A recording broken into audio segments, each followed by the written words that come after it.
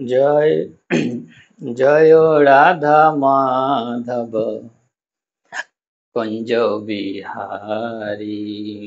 जय राधा माधव कुंज बिहारी। जय राधा माधव कुंज बिहारी। जय राधा माधव कुंज बिहारी।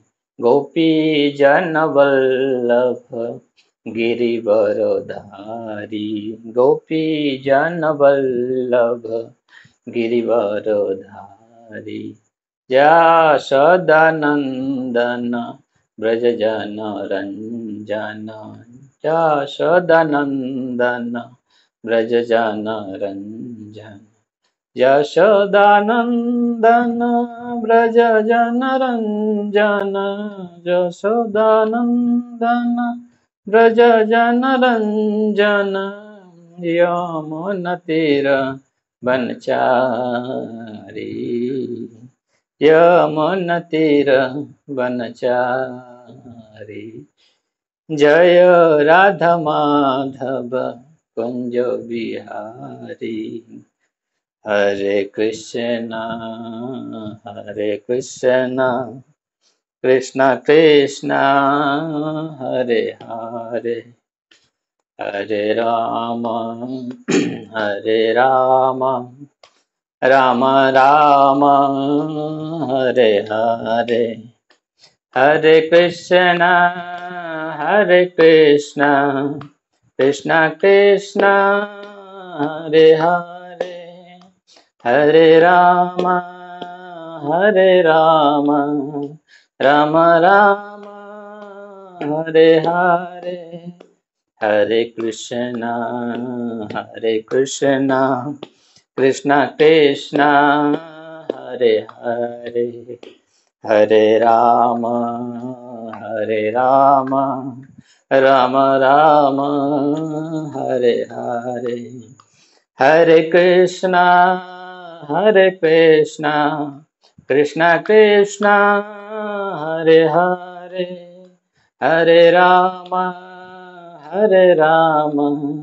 राम राम हरे हरे।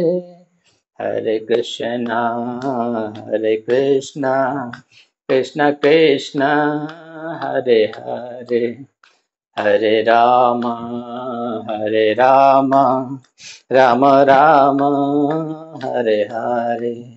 जय राधा माधव जय राधा माधव राधा माधव जय राधा माधव। जय पंच तत्व जय पंच तत्व पंच तत्व जय पंच तत्व। जय जय प्रभुपाद प्रभुपाद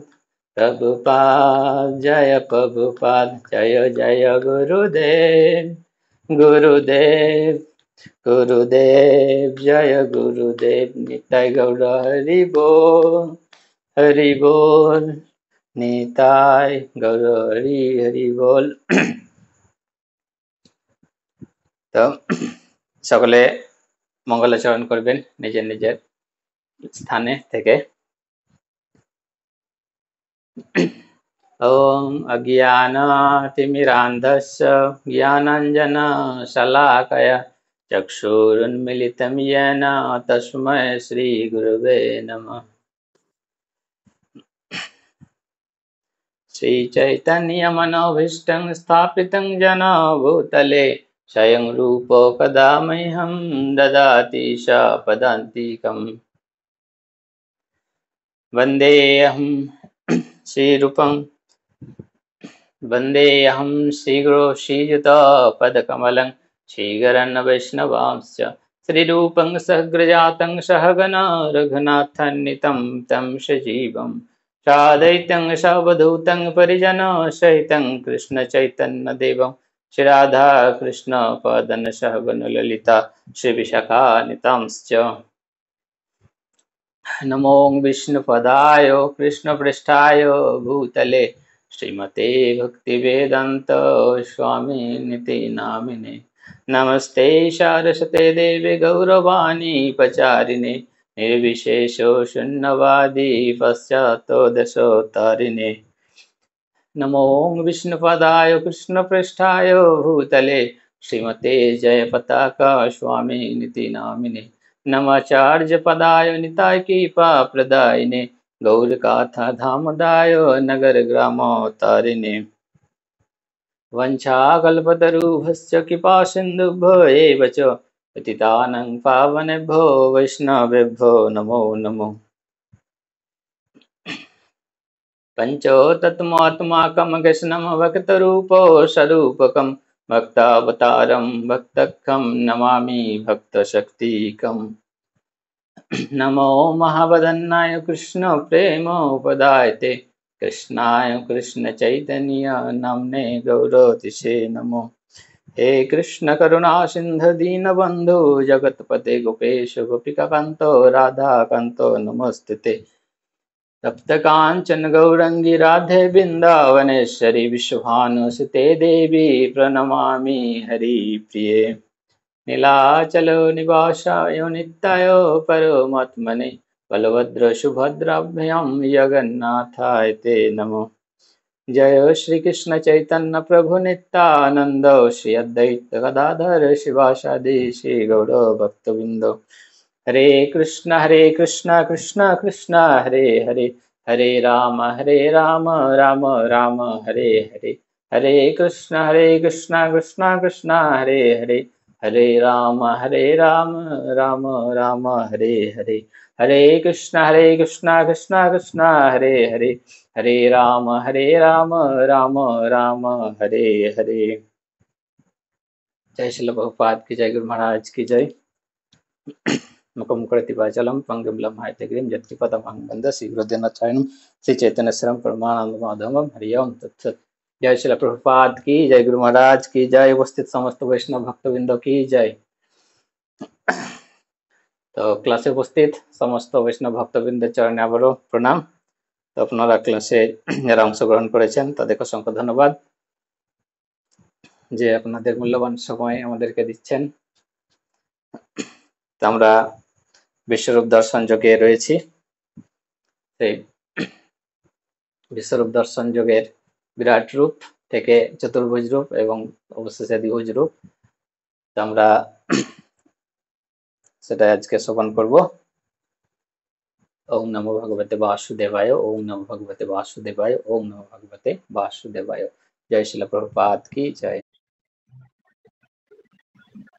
কি হলো পাচ্ছি না যে জয় কহিলেন সে কথা বলিয়া হরি অর্জুনকে লক্ষ্য করি বাসুদেব ভগবান পুনম নিজ চতুর্ভুজ রূপ দেখাইছ অপরূপ পূর্ণ ব্রহ্ম অপ্রাকৃত গুণ তারপর নিত্য রূপ শ্রীকৃষ্ণের সেই রূপ শ্রীকৃষ্ণের যেই রূপ দিবজ মুরতে আবির্ভাব পুনর্বার হলো সৌম স্বরূপের যে মহাত্মা আশ্বাসনে ফিরিল স্বভাব। হরিবল প্রণাম। ব্রো এত নেটওয়ার্কের সমস্যা হয়, আমি বারবার ক্লাস থেকে বেরিয়ে যাই বলে আমাকে এখন ইউটিউবে শুনতে হয়। আমি এখন জয়েন হতে পারি না ডাইরেক্ট ভাবে, ক্ষমা করবেন আমায়। এটাতে অল্প নেটেই চলবে মাতা, সমস্যা নেই। ও এইটা ঠিকঠাক জানতাম না এই মিটের ব্যাপারটা, কারণ ওই জুমেতে ঠিকঠাক ভাবে অনুবাদ। সঞ্জয় ধৃতরাষ্ট্রকে বললেন, মহাত্মা বাসুদেব অর্জুনকে এভাবেই বলে তার চতুর্ভুজ রূপ দেখালেন এবং পুনরায় দ্বিভুজ সৌম্যমূর্তি ধারণ করে ভীত অর্জুনকে আশ্বস্ত করলেন। তাৎপর্য: শ্রীকৃষ্ণ যখন বসুদেব ও দেবকীর পুত্ররূপে আবির্ভূত হন তখন তিনি সর্বপ্রথমে চতুর্ভুজ নারায়ণ রূপে প্রকাশিত হন, কিন্তু তার পিতামাতা যখন তাকে অনুরোধ করলেন তখন তিনি নিজেকে একটি সাধারণ শিশুতে রূপান্তরিত করেন। তেমনি শ্রীকৃষ্ণ জানতেন যে অর্জুন তার চতুর্ভুজ রূপ দর্শনে আগ্রহী নন, কিন্তু যেহেতু তিনি তার চতুর্ভুজ রূপ দর্শন করতে চেয়েছিলেন তাই তিনি তাকে আবার সেই রূপ দেখালেন এবং তারপরে তার দ্বিভুজ রূপ দেখালেন। এখানে সৌম্য বপু কথাটি অত্যন্ত তাৎপর্যপূর্ণ। সৌম্য সৌম্য বপু কথাটির অর্থ হচ্ছে অত্যন্ত সুন্দর রূপ।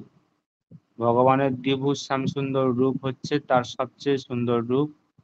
ভগবান শ্রীকৃষ্ণ যখন এই জগতে প্রকট ছিলেন তখন সকলে তার নামে তার রূপে আকৃষ্ট হতেন। যেহেতু শ্রীকৃষ্ণ হচ্ছেন সমগ্র বিশ্ব চরাচরের নিয়ন্ত্রা, তাই তিনি তার ভক্ত অর্জুনের সমস্ত ভয় বিদূরিত করলেন এবং তাকে আবার তার দ্বিভুজ শ্যামসুন্দর রূপ দেখালেন। ব্রহ্ম সংহিতায় পঞ্চম অধ্যায় 38 নম্বর শ্লোকে বলা হয়েছে যে প্রেমাঞ্জন ছুরিত ভক্তি বিলোচননে, প্রেমাঞ্জনের দ্বারা রচিত ভক্তি নয়নেই কেবল শ্রীকৃষ্ণের শ্যামসুন্দর রূপ দর্শন করা যায়। হরি বল প্রভু। প্রভুবাদীয় তার প্রাঞ্জল তাৎপর্য সমাপ্ত। হরি বল। হরি বল। ধন্যবাদ বাবুকে, খুব সুন্দরভাবে আমাদের তাৎপর্যটি শ্রবণ করালেন। তো সবাইকে অসংখ্য ধন্যবাদ যারা সকলে যুক্ত হয়ে আছেন। সকলে যুক্ত থাকুন। আমরা বিশ্বরূপ দর্শন যুগে রয়েছি।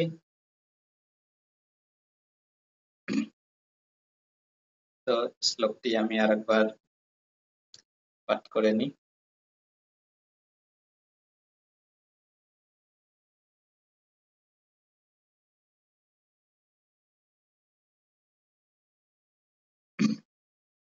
संजय उवाच इति अर्जुन वासुदेवस्तथोक्ता शकं रूपं दर्शयामास भूय आशास्यामास च भीतमेनं भूत्वा पुनः सौम्यवपुर्महात्मा।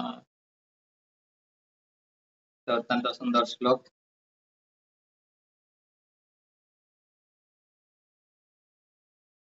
तो শ্লোকে অনুবাদটা একবার পাঠ করছি। হরি বল। তো কি বলছে, সঞ্জয় ধৃতরাষ্ট্রকে বললেন, মহাত্মা বাসুদেব অর্জুনকে এইভাবে বলে তার চতুর্ভুজ রূপ দেখালেন এবং পুনরায় দ্বিভুজ সৌম্যমূর্তি ধারণ করে ভীত অর্জুনকে আশ্বস্ত করলেন। তো এখানে আমরা দুটো জিনিস পাচ্ছি, চতুর্ভুজ রূপ এবং দ্বিভুজ রূপ। তো আমাদের গত ক্লাসে আমাদের পূজনীয় মনমোহন মুরারি দাস প্রভু খুব সুন্দরভাবে চতুর্ভুজ রূপের বর্ণনা কিছুটা করেছিলেন। তো আজকের শ্লোকের মেন বিষয়বস্তু হচ্ছে চতুর্ভুজ এবং দ্বিভুজ রূপ। তো সেই সম্পর্কে আমি একটু বলার চেষ্টা করব। আমরা আগের শ্লোকটা কি দেখেছিলাম? তো আগের শ্লোকের অনুবাদ হচ্ছে, আমার এই প্রকার ভয়ঙ্কর বিশ্বরূপ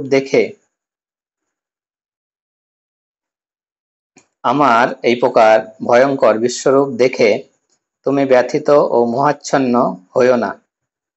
আমরা জানি যে অর্জুন একটু বিশ্বরূপ দেখে ভয় পেয়েছিল। তো ভগবান বলছে, এই যে তুমি বিশ্বরূপ দেখে তুমি মোহাচ্ছন্ন হইও না, সমস্ত ভয় থেকে মুক্ত হয়ে এবং প্রসন্ন চিত্তে তুমি পুনরায় আমার চতুর্ভুজ রূপ দর্শন করো। এটা আগের দিনের শ্লোক 49-এ হয়েছে।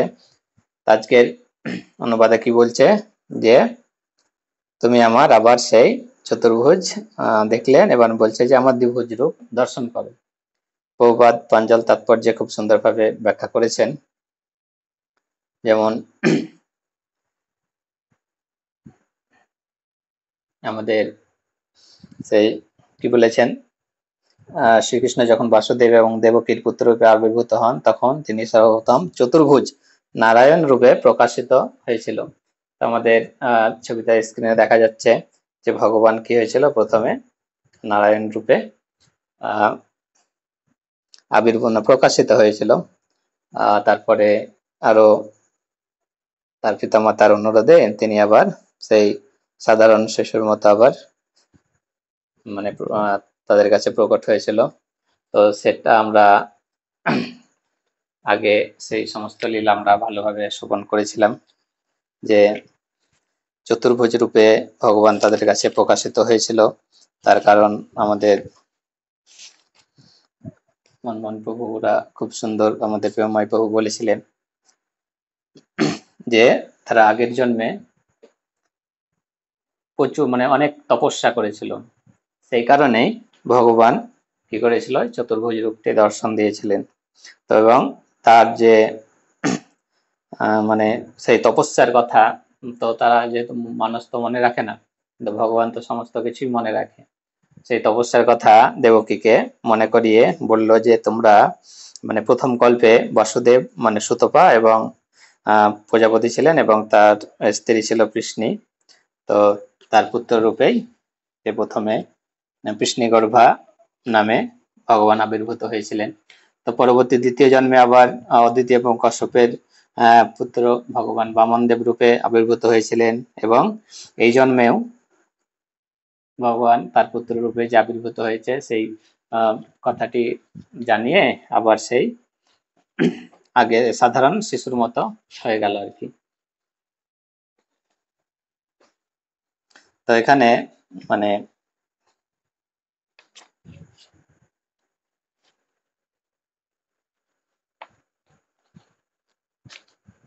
আমাদের যে বিষয়বস্তু হচ্ছে যে চতুর্ভুজ রূপ,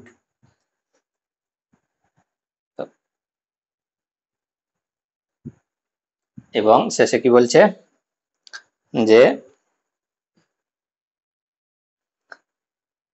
সৌম্যবপু মানে প্রসন্ন মূর্তি, দ্বিভুজ রূপ। তো দ্বিভুজ শ্যামসুন্দর মুরলীধর মানে শ্রীকৃষ্ণই হচ্ছেন সবকিছুর উৎস আর কি। শ্রীকৃষ্ণ তার বিশ্বরূপ থেকে চতুর্ভুজ নারায়ণ রূপে যে রূপান্তরিত হয়েছিল, তারপরে তার প্রকৃত স্বরূপ দ্বিভুজ সে শ্যামসুন্দর রূপ তিনি অর্জুনকে আবারও দেখালেন। তো এর থেকে মানে মানে কি আমরা কি বুঝতে পারছি, এর থেকে বুঝতে পারছি যে বিভিন্ন শাস্ত্রে যে চতুর্ভুজ এবং অন্যান্য রূপের কথা বর্ণনা হয়েছে, তো সেগুলো সমস্ত কিছুই ভগবান শ্রীকৃষ্ণের মানে দ্বিভুজ রূপ থেকেই প্রকাশিত আর কি। তো দ্বিভুজ শ্যামসুন্দর যে মুরলীধর রূপ হচ্ছে মানে রূপ থেকে যে সমস্ত কিছু প্রকাশিত হয়েছে, এটা আমরা সুন্দরভাবেই বুঝতে পারছি। আমরা একটি শ্লোক দেখে নেব।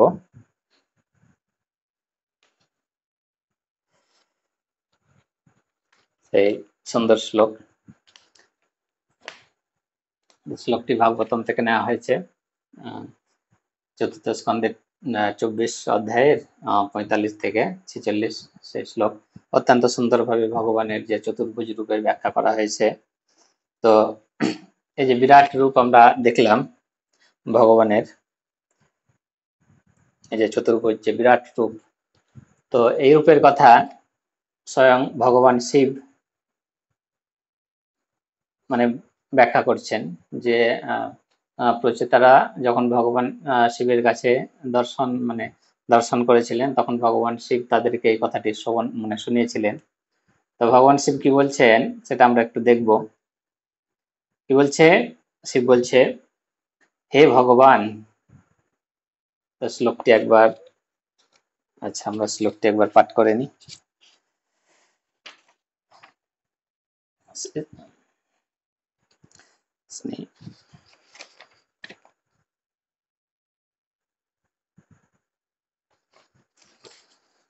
স্নিগ্ধ প্রবিট্টাঘন শ্যামম সর্বসৌন্দর্য সংগ্রহম চব্বায়ত চতুর্বাহু সুজাত রুচিরানানম পদ্মকোশফলাশঙ্খম সুন্দরভূষণাশিকম সুদীজং সুকপলাশং সমকর্ণ বিভূষণম। তো কি বলছে, ভগবানের রূপ সম্বন্ধে এখানে বলা হয়েছে। তো আমরা অনুবাদটি করার আগে যে ভগবান শিব যে সে সম্বন্ধে ভগবানের সেই যে মুরলীধর শ্যামসুন্দর রূপ সম্পর্কে কি বলছেন, যে হে ভগবান, আপনি বিরাট স্বরূপ মানে আপনি বিরাট স্বরূপ যাতে সমগ্র জীবের শরীরে নিহত রয়েছে, আপনি ত্রিলোক পালক এবং তার ফলে আপনি সেগুলোর মধ্যে মন, ইন্দ্রিয়, দেহ, প্রাণ, বায়ু পালন করেন, তাই আমি আপনাকে সশ্রদ্ধ প্রণতি নিবেদন করি। বলছে, তারপরে বলছে, হে ভগবান, আমি আপনার সেই রূপ দর্শন করতে চাই যা আপনার অত্যন্ত প্রিয় ভক্তরা আরাধনা করেন।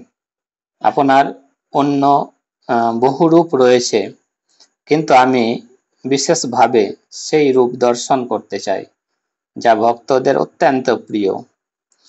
দয়া করে আপনি আমার প্রতি প্রসন্ন হয়ে সেই রূপ প্রদর্শন করুন, কারণ ভক্তদের আরাধ্য সেই রূপই কেবল ইন্দ্রিয়ের সমস্ত আবেদনগুলি পূর্ণরূপে তৃপ্ত করতে পারে। তো কি বলছে ভগবান স্বয়ং শিব বলছেন, ভগবানের যে এই যে চতুর্ভুজ রূপ দেখলাম, তারপরে ভগবানের যে দ্বিভুজ শ্যামসুন্দর রূপ, তো সেই রূপ দর্শন করার জন্য ভগবানকে কি করছে, আবেদন করছে। তো ভগবানের সেই শ্যামসুন্দর রূপ আমরা রূপের বর্ণনা আমরা প্রতিদিন যখন দর্শন আরতি হয়, আমরা সেই ব্রহ্ম সংহিতা থেকে খুব সুন্দরভাবে সেই আমরা রাজমুড়া মাতার কণ্ঠে সেই আমরা শ্লোক দুটি শ্রবণ করি প্রতিদিন।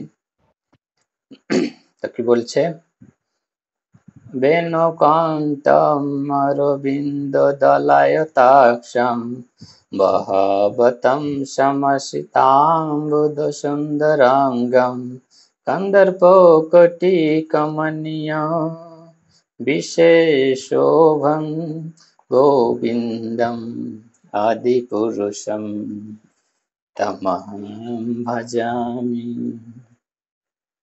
এখানে কি বলছে যে আমি আদি পুরুষ গোবিন্দের ভজনা করি, যিনি বংশী বাদনে অত্যন্ত নিপুণ, যার নয়ন প্রস্ফুটিত কমল দলের মতো, যার মস্তক শিখিপুচ্ছের দ্বারা অলঙ্কৃত, যার সুন্দর রূপ বর্ষার জল ভরা মেঘের মতো নীল বর্ণ, এবং যার অতুলনীয় সৌন্দর্য কোটি কোটি কামদেবকেও মোহিত করে আর কি। তো এই বর্ণনা মানে অনুসারে ভগবান মানে এইভাবে শিব ভগবানকে দর্শন করতে চেয়েছিলেন, অর্থাৎ ভক্তের কাছে তিনি যেভাবে প্রকাশিত হন সেইভাবেই তাকে দেখতে চেয়েছিলেন।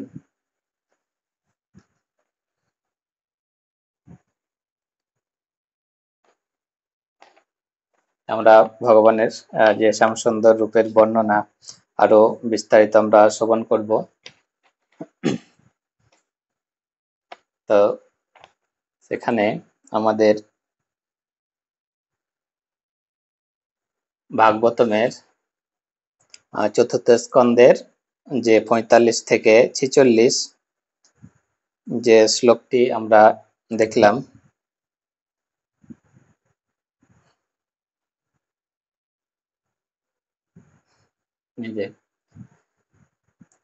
তো এই যে শ্লোকটির অনুবাদে কি বলছে, সে অনুবাদে বলছে, ভগবানের রূপ বর্ষার সুস্নিগ্ধ মেঘের মতো শ্যামবর্ণ। কি বলছে, ভগবানের রূপ হচ্ছে বর্ষার সুস্নিগ্ধ মেঘের মতো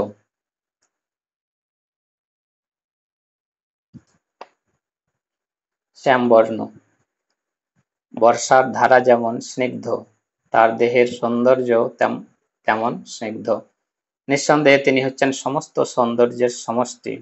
ভগবানের চতুর্ভুজ ও পদ্ম পলাশের মতো নেত্র সমন্বিত তার মুখমণ্ডল অপূর্ব সুন্দর, তার নাসিকা উন্নত, তার হাসি অত্যন্ত মনোহর, তার কপালে অত্যন্ত সুন্দর এবং সম্পূর্ণরূপে বিভূষিত, তার কর্ণযুগল সমানভাবে সুন্দর।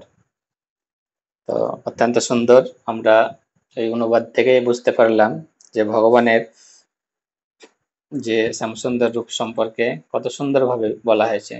তো কি বলছে যে গ্রীষ্মের যে প্রখর তাপ, মানে গ্রীষ্মের প্রখর তাপের পর যখন ঘন কালো মেঘ দেখা যায়, তখন তা মনকে কি করে, মুগ্ধ করে। ব্রহ্মসংহিতায় আমরা দেখলাম যে ওখানে কি বলা হয়েছে, বাহাবতম সম অসিতাম্বুদ সুন্দরাঙ্গম। এখানে ভগবানের ভগবান তার কেশে ময়ূরের যে পুচ্ছ ধারণ করেন, আর তার অঙ্গকান্তি ঠিক বর্ষার জল ভরা মেঘের মতো শ্যামবর্ণ। তার রূপ অত্যন্ত সুন্দর এবং স্নিগ্ধ, কন্দর্পকটি কমনীয়।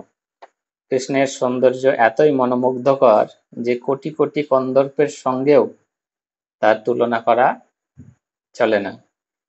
বিশ্বরূপে ভগবানের রূপ সম্বন্ধে মানে বিশ্বরূপে ভগবানের রূপ সমস্ত ঐশ্বর্যে বিভূষিত আর কি।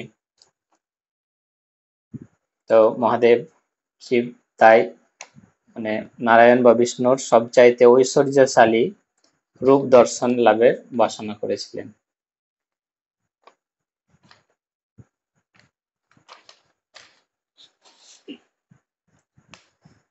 তো সেখানে ভগবান শ্রীকৃষ্ণের সৌন্দর্য বর্ণনা করে মহাদেব কি বলছিলেন, চাবায়ত চতুর্বাহু সুজাত রুচিনানম, যে পদটি শ্লোকে আমরা দেখলাম ওখানে ব্যবহার করেছেন। তো সেখানে কি বলছে যে তিনি নারায়ণ বা বিষ্ণুর সুন্দর চতুর্ভুজের বর্ণনা করেছেন। যারা ভগবান শ্রীকৃষ্ণের আরাধনা করেন তারা তাকে সুজাত রুচিরানম বলে বর্ণনা করেন। বিষ্ণু তত্ত্বে ভগবানের লক্ষ লক্ষ রূপ রয়েছে। বিষ্ণু তত্ত্বে ভগবানের লক্ষ লক্ষ রূপ রয়েছে, কিন্তু সেই সমস্ত রূপের মধ্যে শ্রীকৃষ্ণের রূপ হচ্ছে সব চাইতেই সুন্দর। তাই তারা ভগবান শ্রীকৃষ্ণের আরাধনা করেন। তাদের জন্য সুজাত রুচিরানম শব্দটি ব্যবহার করা হয়েছে। শ্লোকটি অত্যন্ত সুন্দর, ভগবানের পুরো রূপের সম্পর্কেই বলা হয়েছে। তারপরে আমরা ভগবানের যে চতুর্ভুজ রূপ, সেই চারটি হাতের বিভিন্ন যে উদ্দেশ্য রয়েছে সেগুলো আমরা একটু শ্রবণ করব। তো তার যে দুটি হাতে তিনি পদ্ম ও শঙ্খ ধারণ করেন সেগুলো হচ্ছে ভক্তদের জন্য আর কি। যেমন আমরা দেখতে পাচ্ছি চারটে হাতে চারটে অস্ত্র ধারণ করে রয়েছেন। তো আমাদের দুটি হাতে কি রয়েছে, পদ্ম আর শঙ্খ, সেগুলো হচ্ছে ভক্তদের জন্য। আর অপর দুটি হাতে যেখানে গদা চক্র ধারণ করে রয়েছেন সেগুলি হচ্ছে অসুরদের জন্য আর কি।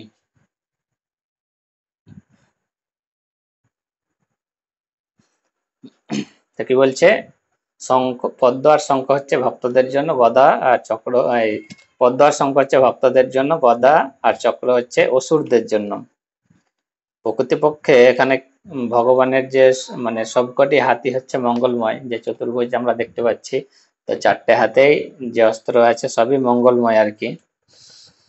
যেমন শঙ্খ ফুল অথবা গদা চক্র যাই ধারণ করুন না কেন, যেমন ভগবান বিষ্ণুর কি বলছে, চক্র ও গদার দ্বারা নিহত অসুরেরা চিদ জগতে উন্নত হয়। তো ভগবানের হাতে মৃত্যুবরণ করলেও তারা কি হবে, সেই চিদ জগতেই যাবে। যেমন আমরা দেখেছিলাম শিশুপালের মৃত্যুর পরে তিনি ভগবানের দেহে আবার লীন হয়ে গেছিলেন। এখানে তাই বলছে কি, বিষ্ণুর চক্র বা গদার দ্বারা নিহত অসুরেরা চিদ জগতেই উন্নত হয়। ঠিক যেভাবে ভগবানের ভক্তরা পদ্ম ও শঙ্খ ধারণকারী হস্তের দ্বারা রক্ষিত হন, কিন্তু অসুরেরা চিদ জগতে উন্নীত হয়ে নির্বিশেষ ব্রহ্মজ্যোতিতে অবস্থান করে।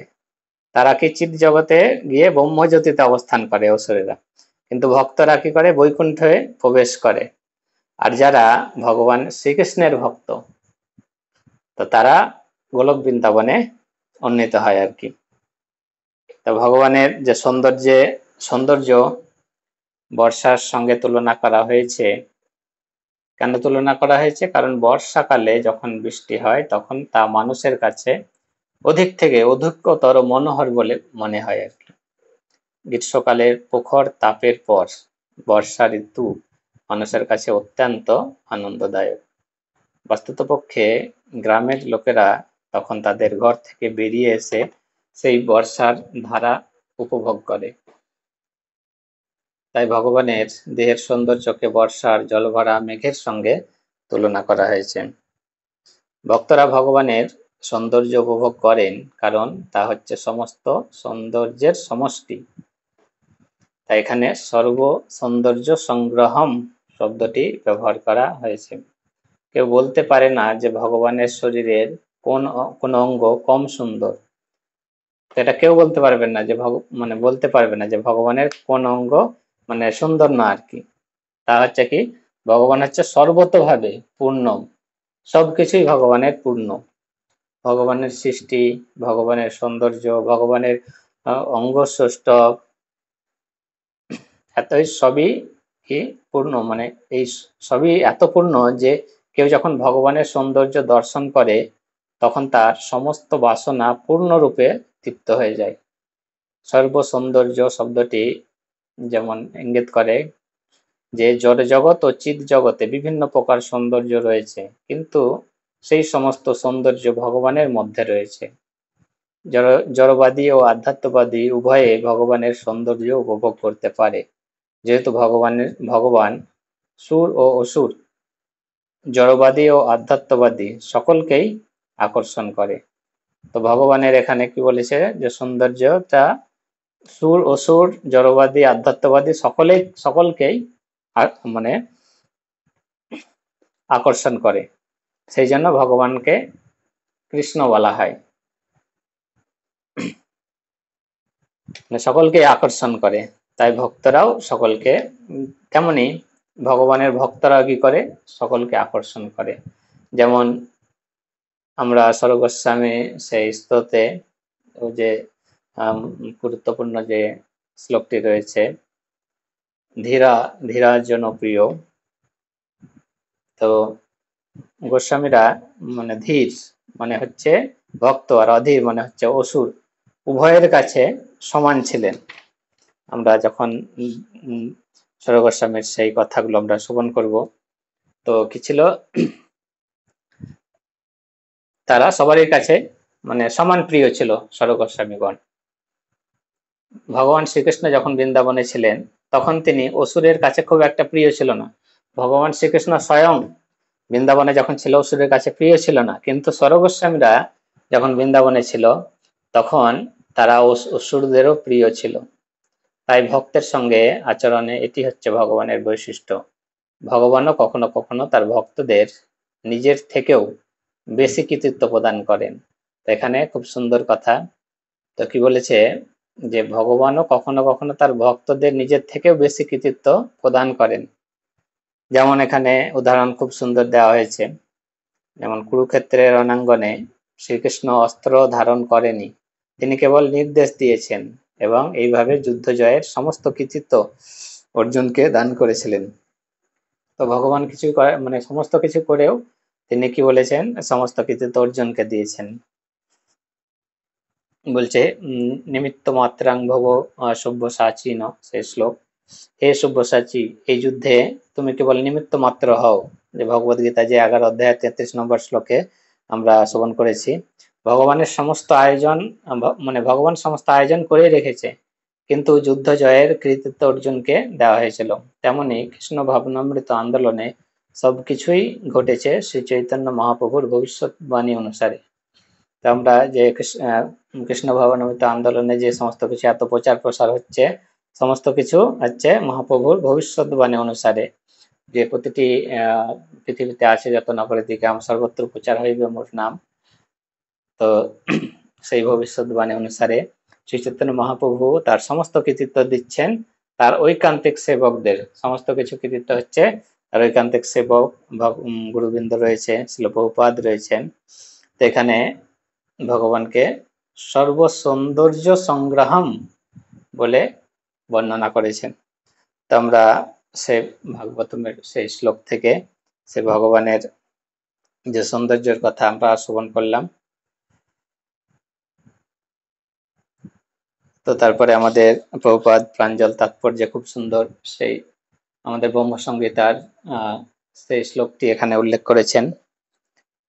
প্রেমাঞ্জন ছুরিত ভক্তির বিলিচনেন সন্ত সদৈব হৃদয়েষু বিলোকয়ন্তি ইয়ং শ্যাম সুন্দরম চিন্ত গুণ স্বরূপম গোবিন্দম আদি পুরুষম তমহম ভজামি, সেই আদি পুরুষ গোবিন্দকে আমি ভজনা করি।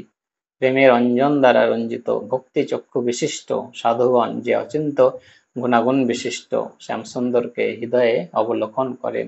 তো অত্যন্ত সুন্দর শ্লোকে ভগবানের কি বলছে, প্রেমাঞ্জনের দ্বারা রঞ্জিত ভক্তি নয়নেই কেবল শ্রীকৃষ্ণের শ্যাম সুন্দর রূপ দর্শন করা যায়। যেমন ভগবানকে বৃন্দাবনে সবাই দেখেছিল, গোপীরাও দেখেছিল একরকম ভাবে, এবং আরো যারা রয়েছে তারাও দেখেছিল। তারা সাধারণ মনে করে এবং গোপীরা তাদেরকে সমস্ত কিছু মনে করে। তো কি কারণে? এই যে এখানে বলা হয়েছে প্রেমাঞ্জনের দ্বারা রঞ্জিত ভক্তি নয়নেই কেবল শ্রীকৃষ্ণের শ্যাম সুন্দর রূপ দর্শন করা যায়।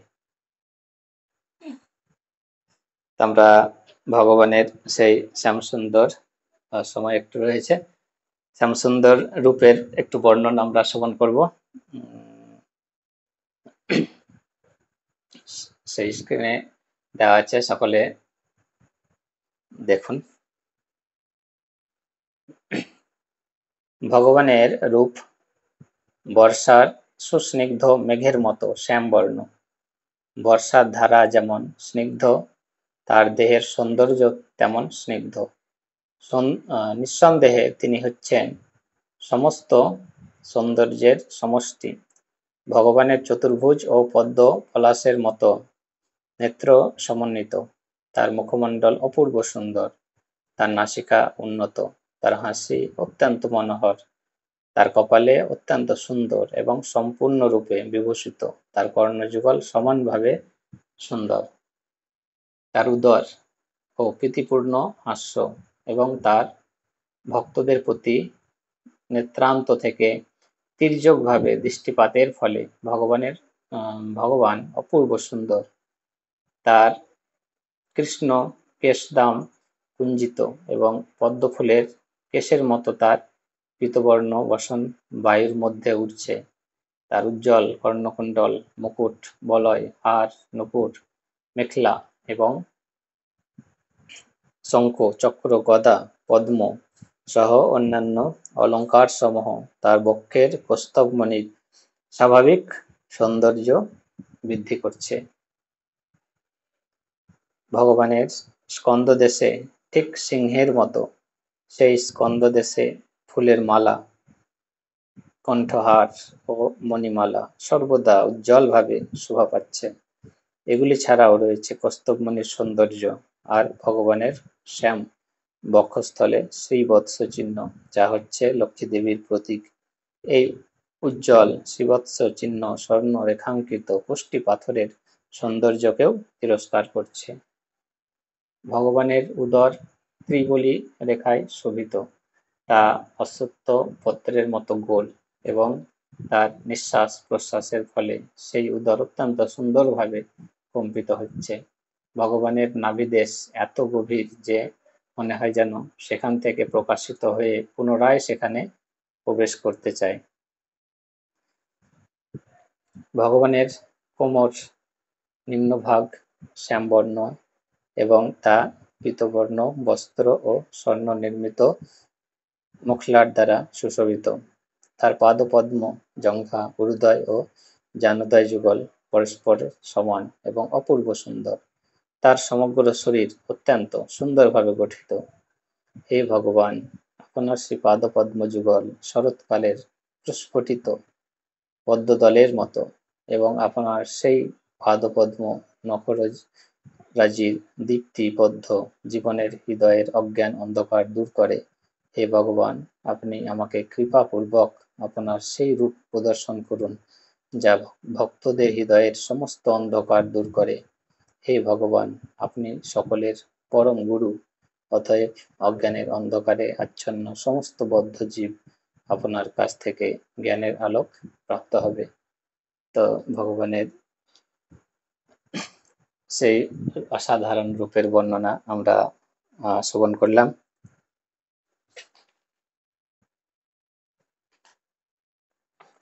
এর থেকে আমরা বুঝতে পারি যে ভগবান যে মানে রূপের থেকে সর্বশ্রেষ্ঠ আর মানে কিছু নেই।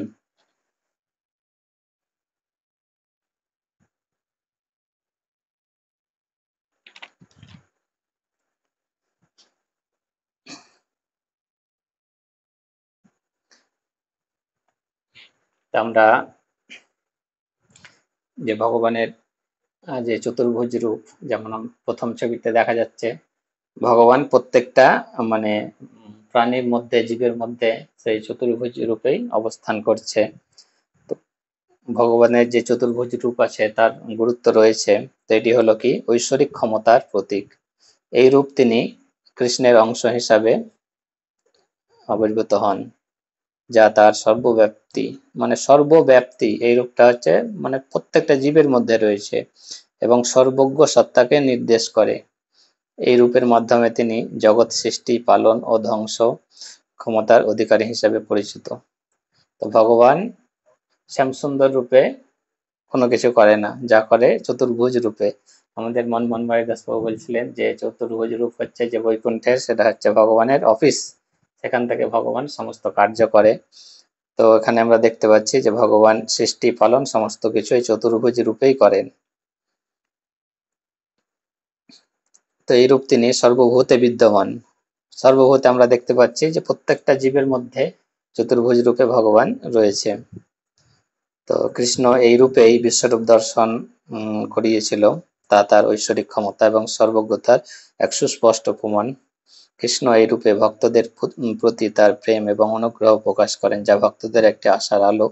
এই রূপের মাধ্যমে কৃষ্ণ কেবল একজন দেবতা নন, তিনি একজন পরম সত্তা, যিনি এই বিশ্বের সৃষ্টিকর্তা, পালনকর্তা ও সংহারকর্তা। এই রূপে তিনি তার ভক্তদের জন্য এক আশ্রয়স্থল এবং এক পথপ্রদর্শক। হরি বল, জয় শিল প্রভুপাদ কি জয়। তো আমরা আমার ক্লাসে শেষ করার আগে আমরা যে কার ধ্যান করা কর্তব্য সে সম্পর্কে চৈতন্য চরিতামৃতে খুব সুন্দরভাবে শ্রী চৈতন্য মহাপ্রভুর প্রশ্নের উত্তরে ছিল রামানন্দ রায়ের সেই উক্তি খুব সুন্দর মনে হলো। তো সেই শ্লোকটি আমরা একটু দেখে নেব। কাহার শরণে জীব করিবে অনুক্ষণ, কৃষ্ণ নাম গুণ লীলা প্রধান শরণ। ধ্যেয় মধ্যে জীবের কর্তব্য কোন ধ্যান, রাধা কৃষ্ণ পদম্বজ ধ্যান প্রধান। এবং ভাগবতে খুব সুন্দর 1:2-14 বলা হয়েছে তস্মাদিকেন মনসা ভগবান সত্যতং প্রতি শতব্যং কীর্তি তবশ্চ ধ্যেয় পূজ্যস্য নিত্যদা। একাগ্র চিত্তে নিরন্তর ভক্তবৎসল ভগবান শ্রীকৃষ্ণের মহিমা শ্রবণ, কীর্তন, স্মরণ, ধ্যান এবং তার আরাধনা করা কর্তব্য। তো এটা আমাদের হচ্ছে ভগবানের সেই শ্যাম সুন্দর রূপের ধ্যান করা, আরাধনা করা। হরে কৃষ্ণ। তো আজকের যে শ্লোকের মূল বিষয়বস্তু যে ভগবানের শ্যাম সুন্দর মুরলীধর রূপ এবং চতুর্ভুজ রূপ সম্পর্কে আমার ক্ষুদ্র উপলব্ধি ছিল। কোনো ক্লাসের মধ্যে কোনো ভুল ত্রুটি থাকলে আপনারা নিজে কোনো ক্ষমা করবেন, এবং ভালো লাগলে সব আপনাদের কৃপায় কিছু হয়তো বলতে পারছি। জয় শিল প্রভুপাদ কি জয়, গুরু মহারাজ কি জয়, উপস্থিত সমস্ত বৈষ্ণব বৃন্দ। হরে কৃষ্ণ কৃষ্ণ কৃষ্ণ হরে হরে, হরে রাম রাম রাম হরে হরে। জয় দর্শন করিয়ে দ্বিভুজ অর্থাৎ সৌম্য বপু পরিগ্রহ করলেন, সৌম্য বপু পরিগ্রহণ করলেন। তো রূপ পরিবর্তনের যে একই রকম দৃষ্টান্ত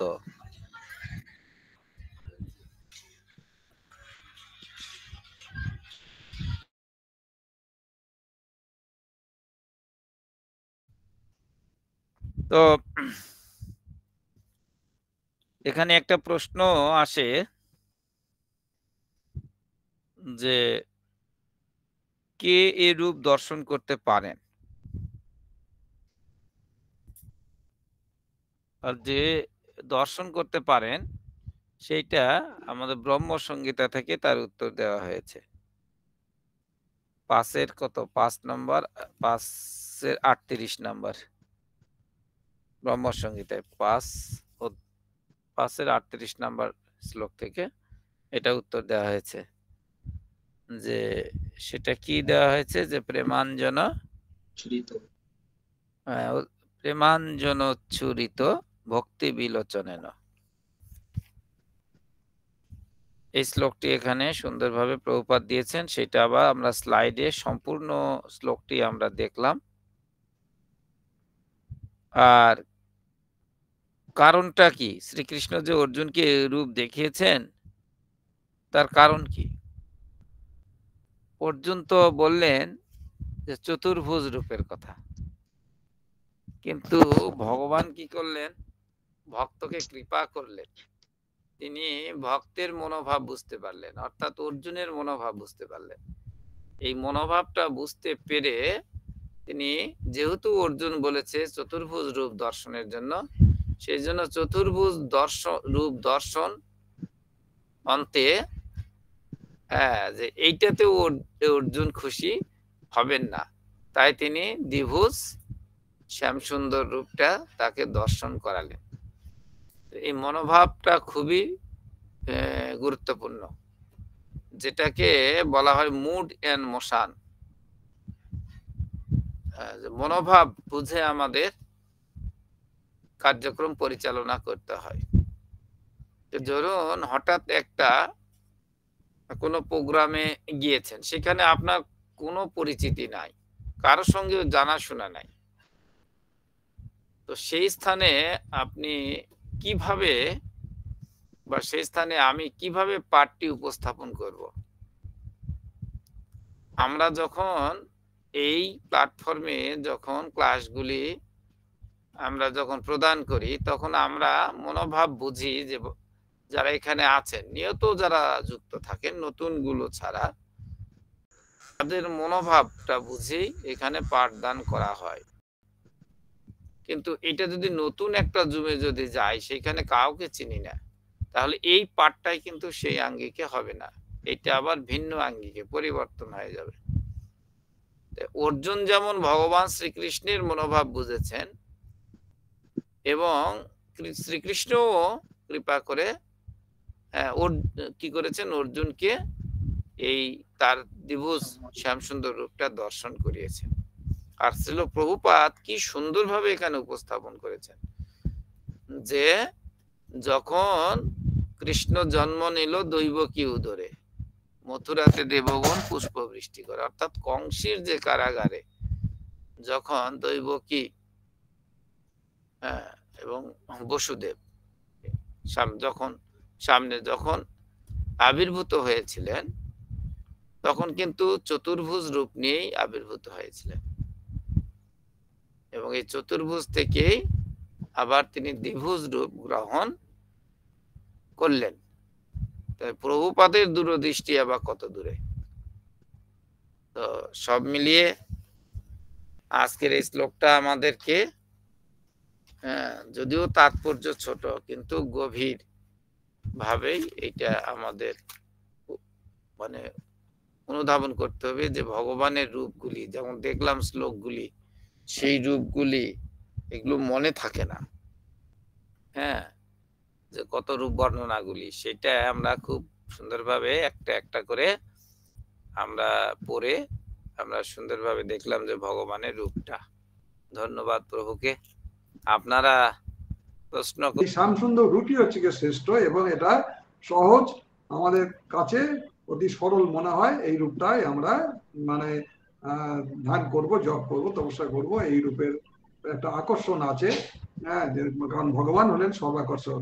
তো আমার এখানে একটুখানি প্রশ্ন, একটু জানতে ইচ্ছে করছে যে অর্জুন কি একমাত্র শ্রেষ্ঠ ভক্ত, যার জন্য ভগবান ভক্ত যেমন চাইছেন যে বিশ্বরূপ দেখান, বিশ্বরূপ দেখালেন, আবার আপনাকে এই প্রশ্নটাই করেছিলাম যে চতুর্ভুজ দেখতে চাইলেন, আবার চতুর্ভুজ দেখালেন, আবার শ্যামসুন্দর রূপ দেখতে চাইলেন আর শ্যামসুন্দর করলেন।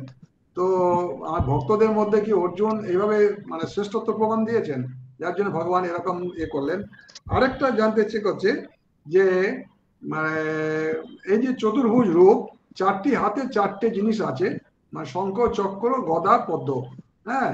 তো প্রভু যে নারায়ণ প্রভু যে বর্ণনা করলেন যে পদ্ম আর শঙ্খ হচ্ছে কি ভক্তদের জন্য, আর গদা চক্র হচ্ছে কি অসুরদের জন্য।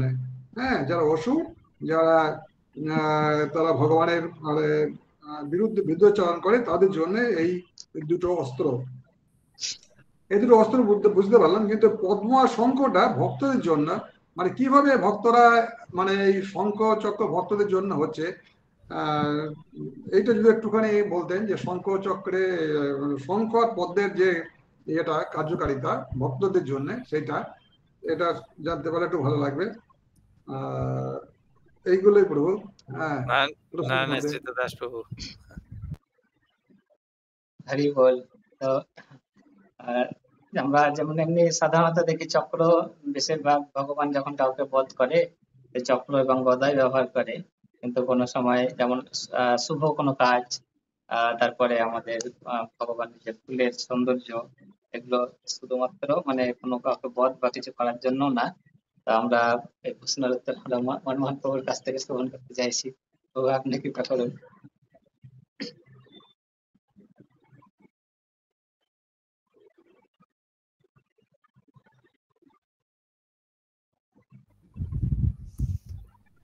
হ্যাঁ, শঙ্খ চক্র গদা পদ্ম, তাই না? শঙ্খ হচ্ছে কি মঙ্গল ধ্বনি, তাই না?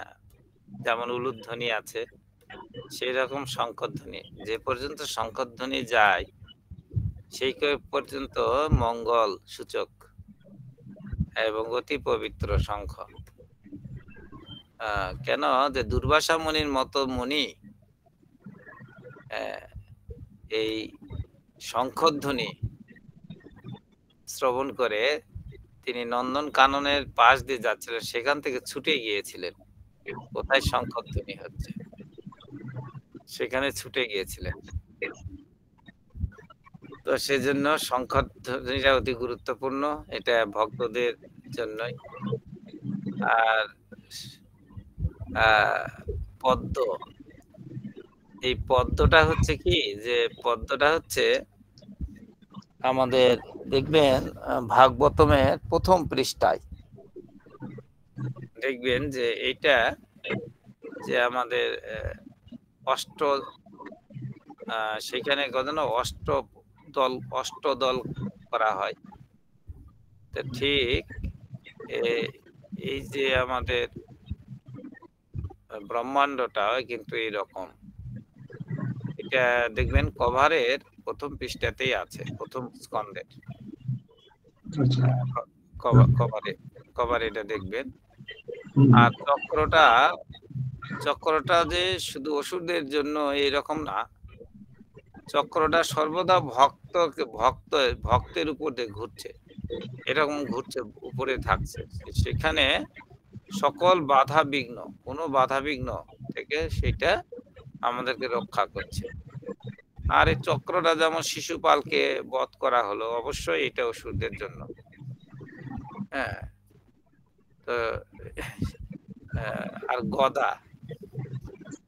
গদাটা দেখুন, এই গদার যে শক্তি, এটা আমাদের গদার কথা মনে হলে আমাদের হনুমানের কথা মনে পড়ে। হ্যাঁ, এই যে হনুমান এবং এই যে ভীমের যে কথা হলেই গদার কথা আমাদের মনে পড়ে। তো সেই জন্য গদাটা কিন্তু ভক্তের হাতেই থাকে, সে যেভাবে এসে গেছে সেই গদাটা শঙ্খ চক্র পদ্মধারী সেই নারায়ণ রূপে, মানে বিষ্ণু যে রূপ, সেই রূপের মধ্যে আমরা দেখতে পাচ্ছি। তো সেই গদাটাও আমাদেরকে সর্বদাই রক্ষা করে। কারণ হনুমান তো এখনো আছেন নাকি? হনুমান এখনো আছেন। তো এটাই প্রকাশ করে। সুন্দর প্রশ্ন করেছেন প্রভু। আসলে এইগুলি আমাদের প্রভুও জানেন, কিন্তু এই যে আমাদের সকলের জন্য এটা জানা হয়ে যায়, এই প্রশ্নগুলি খুব ভালো প্রশ্ন। প্রভু এইভাবেই প্রশ্ন করবেন। আমরা প্রভু যেমন কেয়া মালিক মাতাকে আমরা ছন্দের জাদুকর বলি। আরেকটা প্রভু যে ভগবানের চতুর্ভুজ, যে হাতে চতুর্ভুজে মানে কোনটা কোন হাতে থাকবে, পার্টিকুলারলি কোনো আছে চিহ্ন আছে যে এইটা এই হাতে, উপরে 2 হাত, নিচে 2 হাতে, কোনটা কোন জায়গায় থাকবে? কারণ আমি যেটা ছবিটা দেখলাম, যেখানে নারায়ণ প্রভু দিয়েছেন ছবিটা, যখন দেবকী মাতা দর্শন করছে চতুর্ভুজ রূপ, তখন গদাটা মানে বোধহয় বাঁ হাতে না ডান হাতে রয়েছে। এরকম যখন বিষ্ণু দর্শন করছেন অর্জুন, তখন ছবিটা মানে গদার এটা পাল্টে গেল, মানে অন্য হাতে চলে গেল। হ্যাঁ, তো এরকম কোনো বিশেষত্ব আছে যে কোন হাতে কোনটা থাকবে? মানে চক্রটা ডান হাতে আছে, সবসময় একই ছবি দেখি, হ্যাঁ, না বাঁ হাতে দেখি, মানে ওপরের বাঁ হাতে, আর ডান হাতে সুদর্শন চক্রটা থাকে, এটা বুঝতে পারছি, হ্যাঁ। কিন্তু এর কোন ইয়ে আছে যে কোন হাতে কোনটা থাকবে এই জিনিসগুলো? হ্যাঁ, এটা তখন একটা ফিক্সড হয় না। ধরুন আপনার হাতেই আছে, একটা ছবি তুলে নেওয়া হলো, টবলিং হচ্ছে, বুঝতে পারছি।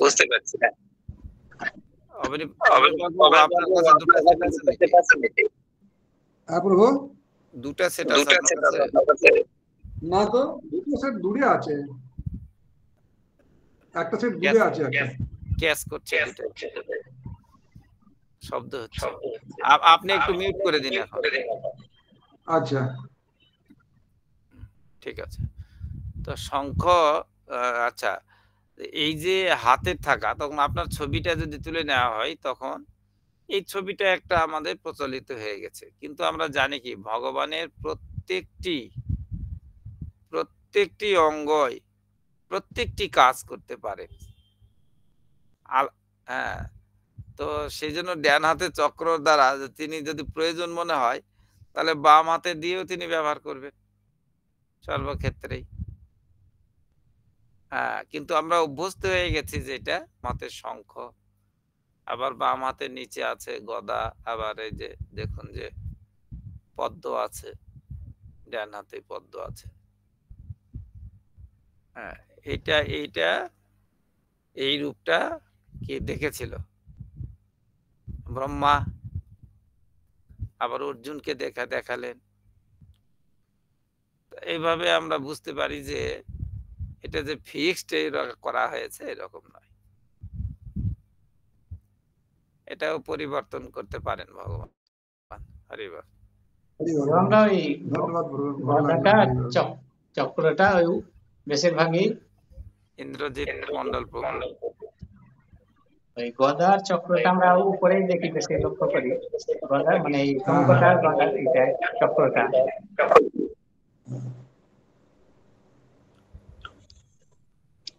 ছিল। তো প্রভু আজকের আমাদের ভগবানের যে বিভিন্ন রূপের যে বর্ণনা দিচ্ছিলেন, তো কোনো জায়গায় আমরা দেখতে পাচ্ছি চতুর্ভুজ রূপ, কোনো জায়গায় ভগবানের অনন্ত বাহু, হ্যাঁ, তারপরে ভগবান নিজেকে বিশাল ভাবে যে বিরাট রূপে নিজেকে উপস্থাপন করছেন।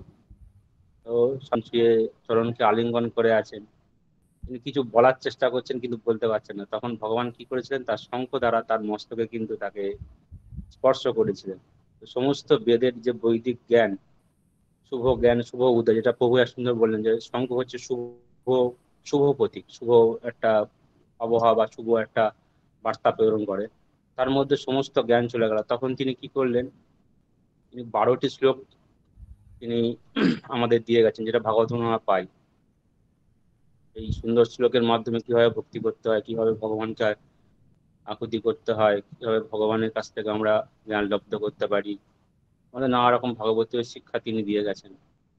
তো এই শঙ্খেরও একটা সুন্দর মাহাত্ম্য, সেটা প্রভুরা খুব সুন্দরভাবে বললেন। তো এইভাবে যেন আমরা নিত্য সেই পাঠ সম্পন্ন করতে পারি প্রভুর কাছ থেকে। হরিবল প্রভু, প্রণাম।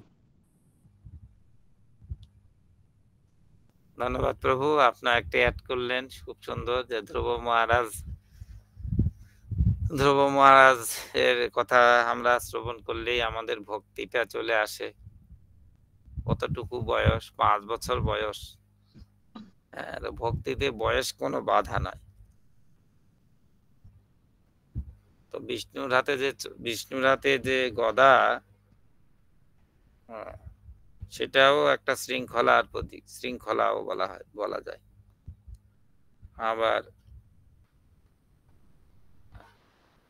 আবার গদা হচ্ছে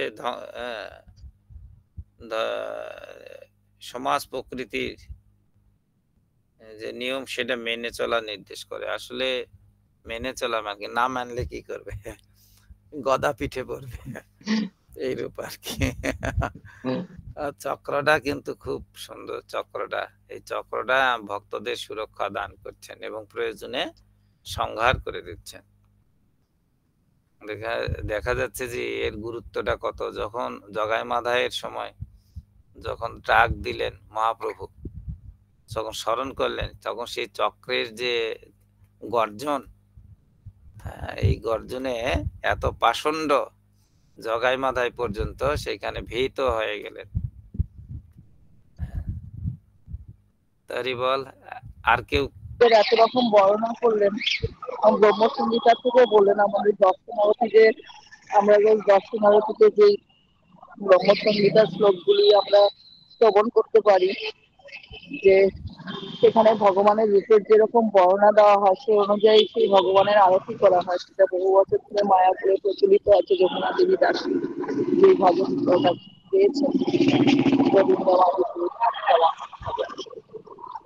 প্রভুকে উচ্চারণ করলেন এবং ভগবানের রূপের যে কত রকমের যে রূপের ছটা সেটা স্লাইডের মাধ্যমে প্রভু বর্ণনা করলেন।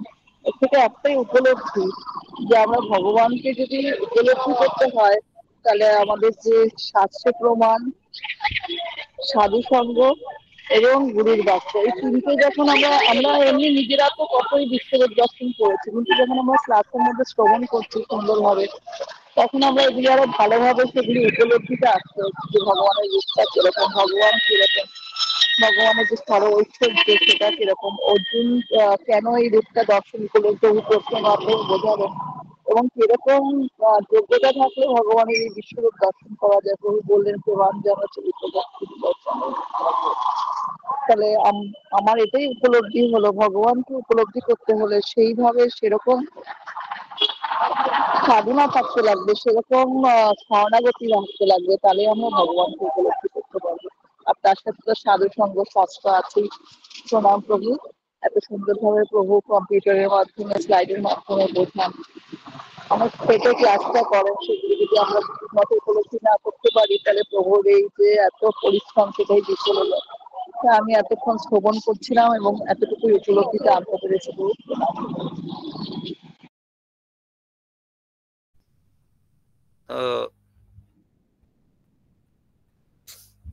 যে আমাদের সমস্ত জীবন, যে সমস্ত জীবন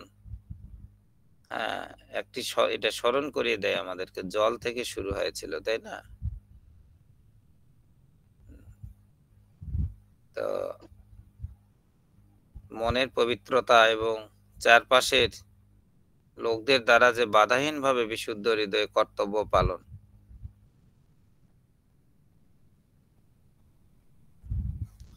তো আসলে ভগবান শ্রীকৃষ্ণ, তো দেখুন এখানে কতগুলো জিনিস আমাদের দ্বারা হচ্ছে। এখানে দেখাচ্ছেন যে শ্রীকৃষ্ণই যে অহম সর্বস্ব প্রভব, অহম বীজপদ পিতা, তিনি যে সবকিছু, এইগুলো দেখে আমরা তো কৃষ্ণ এবং বিষ্ণু বলতে তো আমরা মনে করি যে সব আলাদা, এইরকম আলাদা ভাবে আমরা সাধারণত বুঝি। কিন্তু সেই জন্য দেখুন কৃষ্ণ তার বিশ্বরূপ দর্শন করে তখন ভীত হলো অর্জুন, তখন আবার কি করলেন, তিনি চতুর্ভুজ মানে নারায়ণ বিষ্ণুর রূপ দেখালেন, আবার তিনি দ্বিভুজ হয়ে গেলেন।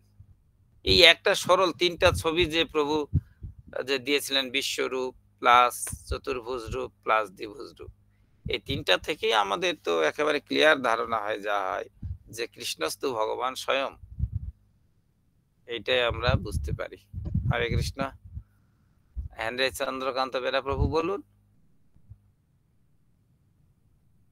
হ্যাঁ প্রভু বলুন, আনমিউট করেন, টাচ করুন, তাহলেই হবে। স্ক্রিনে টাচ করে দিন, মাইক্রোফোনে টাচ করুন। আমাদের নারায়ণ আশ্রিত দাস প্রভু চরণে প্রণাম। প্রভু আমাদেরকে শুভ সন্ধ্যা একটা অসাধারণ ক্লাস প্রদান করলেন এবং ভগবানের যে চতুর্ভুজ রূপ এবং দ্বিভুজ রূপ খুব সুন্দরভাবে যে বর্ণনা করলেন এবং প্রভুর পাঠ থেকে যেটা উপলব্ধি করতে পারলাম যে ভগবান যখন আসেন ভক্তদের মধ্যে চতুর্ভুজ রূপের মধ্যে, এই যে তিনি বললেন যে পদ্ম এবং শঙ্খটা ভক্তদের প্রতীক এবং গদা চক্র সেটা হচ্ছে অসুরদের প্রতীক খুব সুন্দরভাবে ব্যাখ্যা করলেন এবং ভগবানের যে এত সুন্দর দ্বিভুজ এবং চতুর্ভুজ রূপের মহিমা তিনি বর্ণনা করেন, অসাধারণ ছিল প্রভু। এইভাবে কৃপা করবেন। হরে কৃষ্ণ প্রভু, ধন্যবাদ, প্রণাম। ক্লাস দিয়েছেন, অসংখ্য শিক্ষা, খুব ভালো লাগছিল। প্রভু বললেন যে মায়াপুর আমরা ভগবানকে যখন দর্শন আরতিতে যখন দর্শন করি তখন অসাধারণ লাগে দেখতে। এত সুন্দর সাজগোজ পোশাক, ভগবানকে শৃঙ্গার এত দারুণ, মানে প্রভু যখন প্রবচন মানে দিচ্ছিলেন তখন মনে হচ্ছিল যেন মায়াপুর পৌঁছে গেছি অলরেডি। তো প্রভু খুব ভালো লাগলো। তো আমি যেন সেই ভগবানের দ্বিভুজ রূপ, শ্যামসুন্দর রূপ এবং মুরলীধর রূপ, ওই রূপে যেন আমি ভগবানকে দর্শন করতে পারি এবং যেন ভালোবাসতে পারি, এটাই কামনা থাকলো প্রভু। প্রণাম। হরে কৃষ্ণ। হরি বল। আর কেউ আনমিউট করে বলুন। পাপিয়া রয় মাতা বলুন। হরে কৃষ্ণ, প্রণাম প্রভু। আজকের ক্লাসটা অসাধারণ প্রভু। আজকে ভগবানের রূপের বর্ণনা আমরা শুনলাম প্রভু। প্রভু আমার উপলব্ধি যে ভগবানের যে প্রভু যে তিনটে পরপর ছবি দিয়েছিলেন, যে বিশ্বরূপ, দ্বিভুজ এবং চতুর্ভুজ এবং দ্বিভুজ যে রূপটা, যে অর্জুন প্রথমে বিশ্বরূপ দেখে একদম ভয়ে ভীত হয়ে গিয়েছিল, তারপরে চতুর্ভুজ রূপ দেখে তার হৃদয় শান্ত হলো এবং মনে ভক্তি ভাব এলো, এবং শ্যামসুন্দর রূপ দেখে তবেই তার মনে প্রেম এলো। তাই আমার উপলব্ধি প্রভুর শ্যামসুন্দর রূপ দেখে আমাদের হৃদয়ে যেন প্রভু সেই ভগবানের প্রতি সেই প্রেম আসে। এবং এমনকি প্রভু যখন সেই রাজবেশ যখন রাধারানী দেখেছিল, রাধারানীও ভগবানকে অস্বীকার করেছিল, কিন্তু যখন ভগবান সে শ্যামসুন্দর দ্বিভুজ রূপে রাধারানীর সামনে এলো, তখনই বনমালী রূপে রাধারানী প্রভুকে গ্রহণ করলেন প্রভু। এটাই আমার উপলব্ধি প্রভু। প্রণাম প্রভু। হরি বল। ধন্যবাদ মাতা।